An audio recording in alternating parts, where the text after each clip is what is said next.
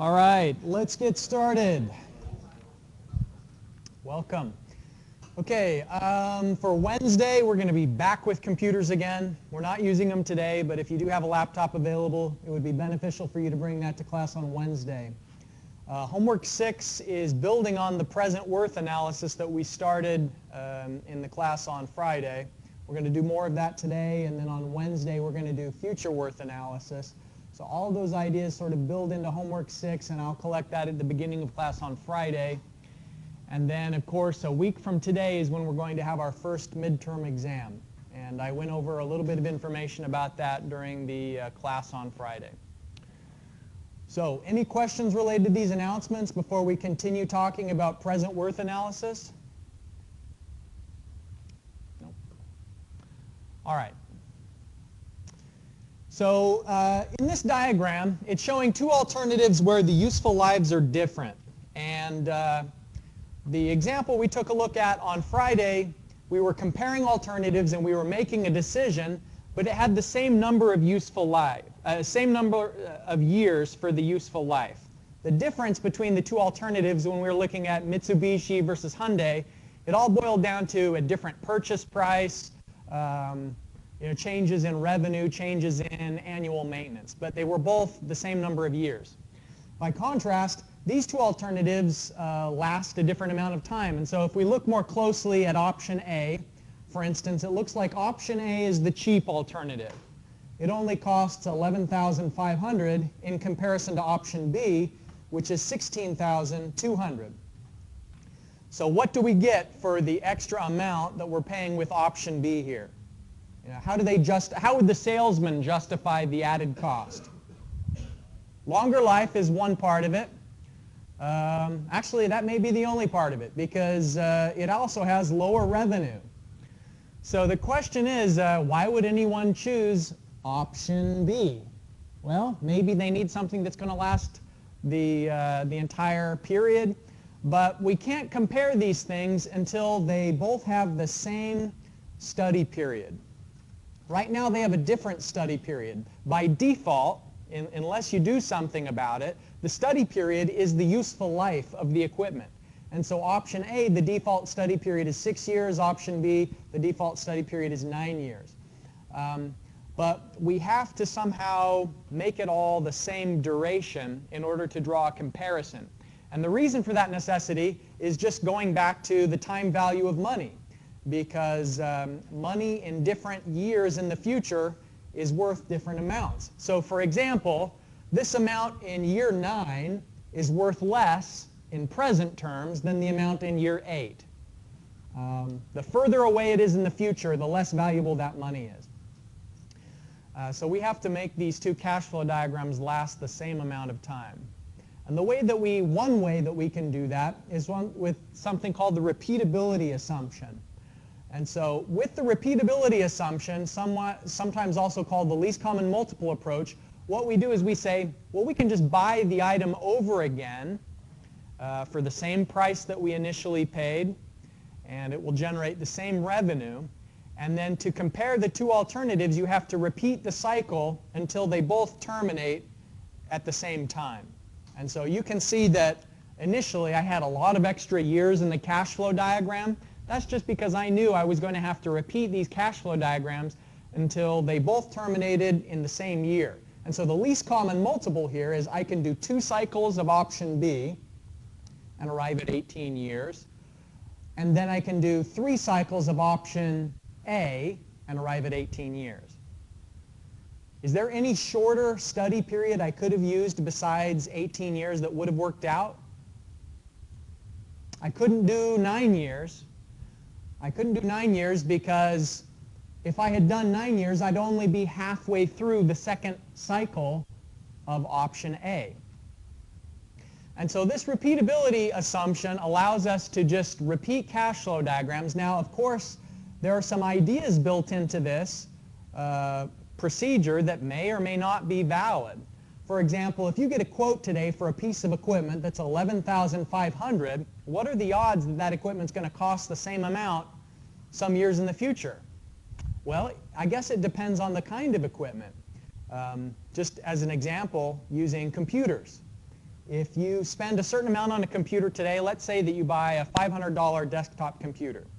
Is it reasonable that you can, in the future, buy a computer for $500? Absolutely. Yeah, computers just keep getting cheaper over time, actually.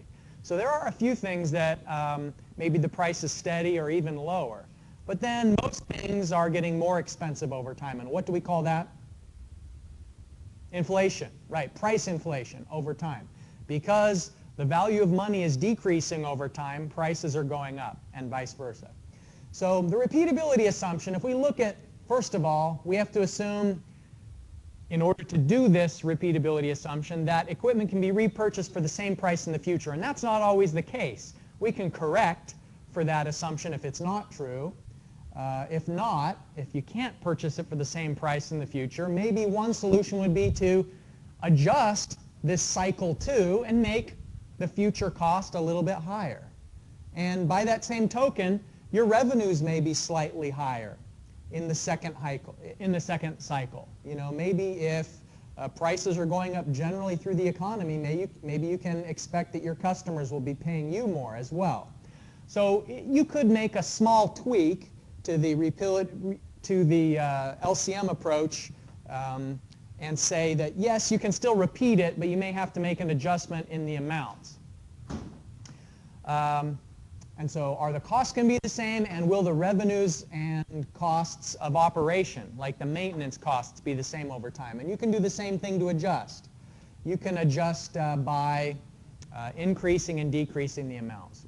So the main thing you need to know so far is that if you can repeat the cash flow diagram, the procedure here is just to do it over and over again as many times as you need until you reach the end of the study period at the same year for both options.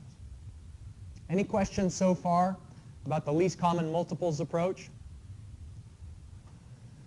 So this is one of the tools that we have for comparing alternatives that have a different useful life. Another approach that we can take is called the contract services approach. Okay, so look at the cash flow diagrams. I'm not going to tell you anything more about the cash flow, about the contract services approach. Why don't you interpret the cash flow diagram, and someone be brave and tell me, what do you think is happening with option A? What did the company do in order to make the study period of 9 years the same between both alternatives? Yeah.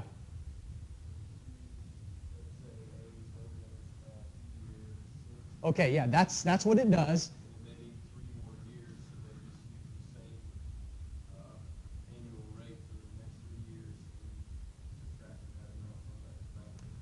Okay, good. So what is this 4,000 though? It's 5,000 is the revenue, and it looks like they have some new cost in years 7, 8, and 9. What do you suppose that is? Any guess on how the company's handling the fact that option A was done after 6 years? Go ahead.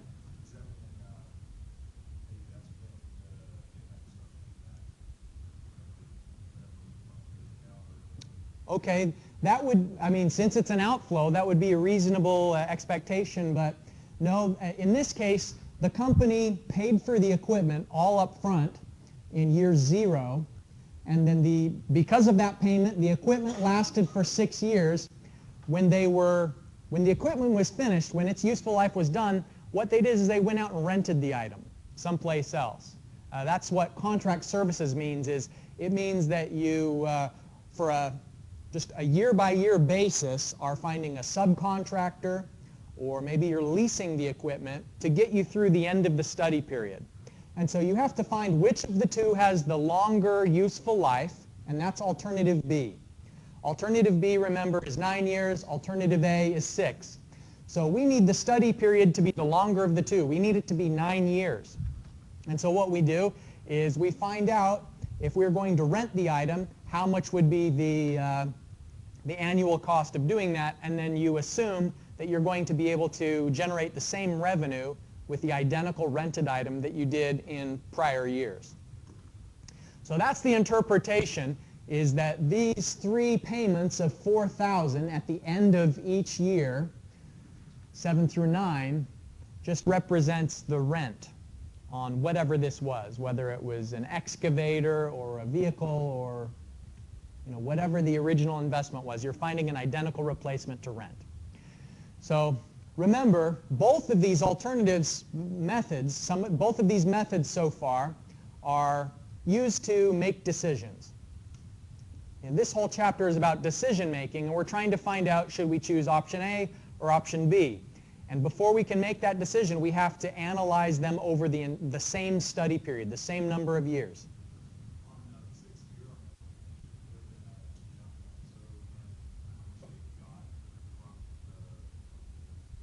Salvage value? Some equipment has salvage value, some doesn't. And if we go back to the original cash flow diagram here, it looks like this equipment, whatever it is, we use it up until nobody wants it. It has no salvage value. A lot of the time we will, though. And so you're right that if you're repeating a cash flow diagram like this and it does have a salvage value, you would see a spike in year 6, 12, and 18.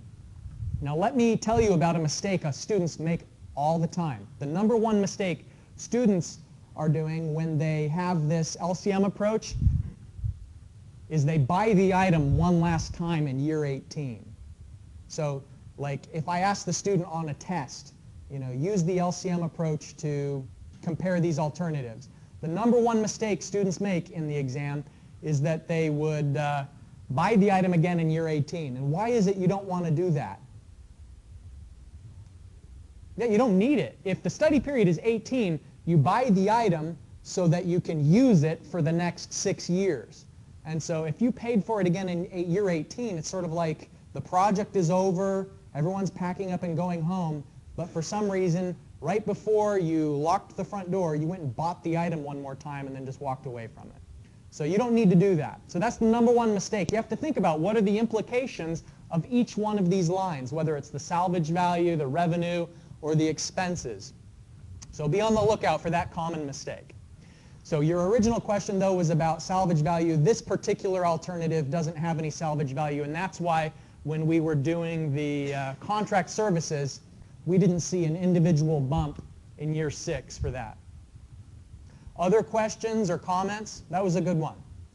Anything else before we move and look at one last way to compare apples and oranges?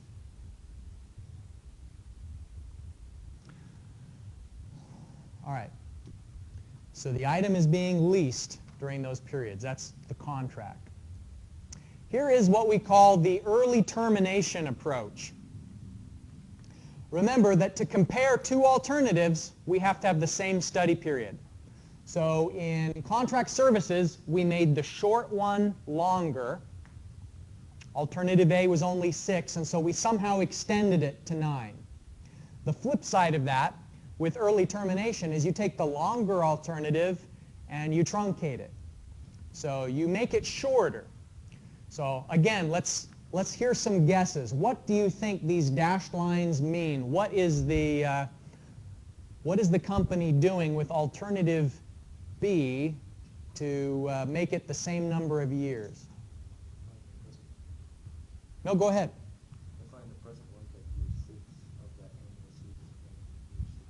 All right, you're exactly right. So what they're saying is let's take 7, 8, and 9 and find one equivalent amount of that. So that's sort of like the cash flow diagram conversion that's happening, but like what's the real world thing that's happening? What did they do so that the cash flow diagram looks like that? What is it? They sold the item early. Yeah, instead of using it until it had no more value, they sold it on the open market. And so there's the salvage value he was asking about earlier, is you have to sell it in year 6 when it still has a little bit of useful life in order for it to be salvageable.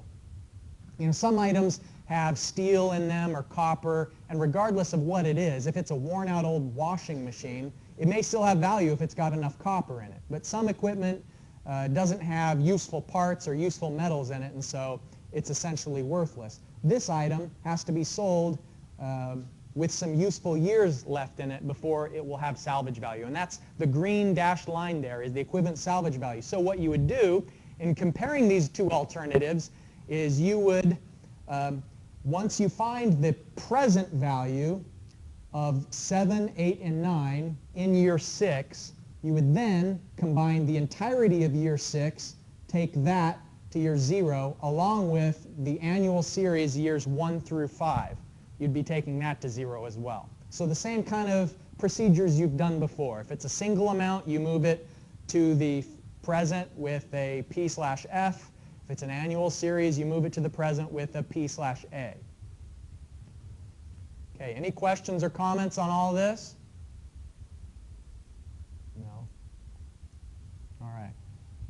Well, I know you're anxious to give it a try.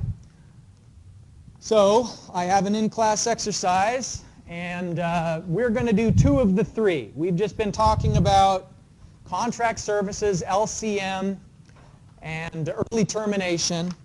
I have a LCM and a contract services for you to try out.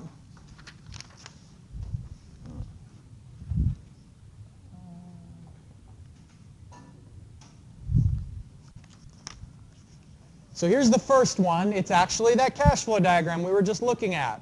On the paper, on the back side is the table lookup factor. So you don't have to use the equation method for these. You can just use the factors. And let's see, interest rate is 4%. That's the table that's on the back, the 4% table.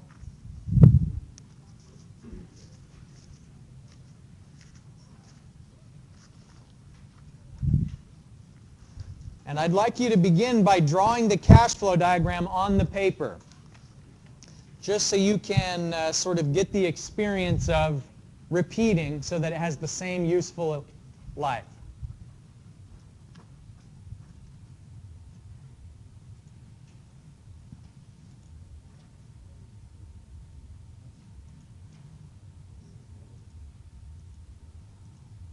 Let's briefly talk about one part of the cash flow diagram that's maybe the second most common struggle students have with the LCM. Why do you have to buy the item again in year 6 instead of year 7? Because when you're looking at the cash flow diagram to begin with, when you're looking at this version of it, I mean, maybe your natural thing is to say, all right, it goes through 6, we purchase it on 7. But why is that not the case? Why do we have to purchase it at the end of the 6th year? Go ahead. That's right, because you don't get your payment until 1 year after you purchase the item. And so if we want to have uninterrupted revenue, then we have to have the item in use during the 7th year. So remember what each of these gaps mean. The first year goes from 0 to 1. The second year goes from 1 to 2. And so the item is all used up and we throw it away at the end of the 6th year. In other words, at the number 6, we don't have the item anymore. So we have to purchase it at the number 6 in order to continue having it in operation. So if we don't purchase it till 7, then we would have a gap year there. So that's another thing you got to be on the lookout for, is precisely when to purchase the item over again so that you have uninterrupted revenue during the entire study period.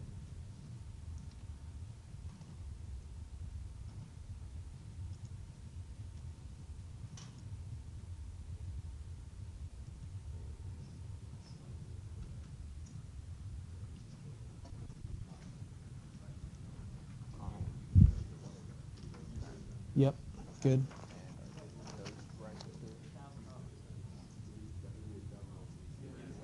Yep, you got it.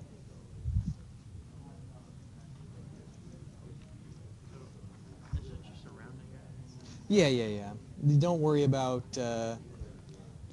pennies when, this one, for example, is just a 4 digits. So really what we ought to say for that first one is $35,530, because we've only got 4 digits of precision with that one. So yeah, I think it's probably just round off error.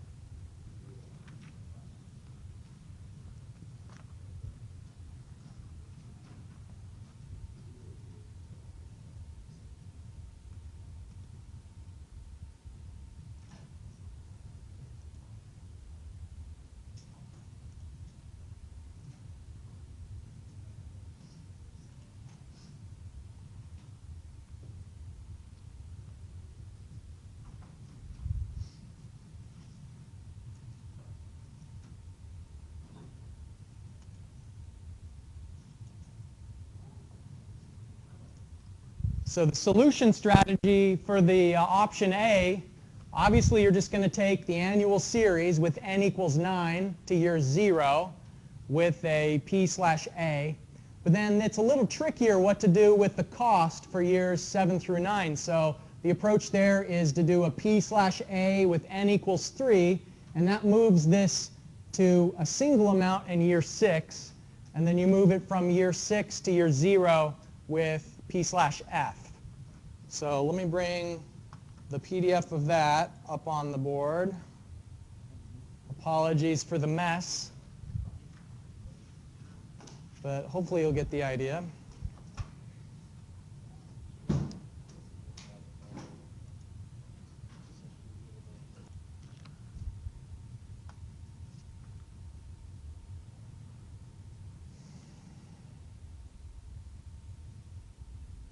So again, for option A, what you're doing is you're taking the all of the revenue to the present with the P/A, n equals 9, and then this 4,000 is a little more tricky because you have to, first of all, in the first step, take it to year 6 with a P/A, n equals 3, and so it's some outflow, single amount in year 6, and then you take it from 6 to 0 in a single P/F step. So option A is the trickier of the two.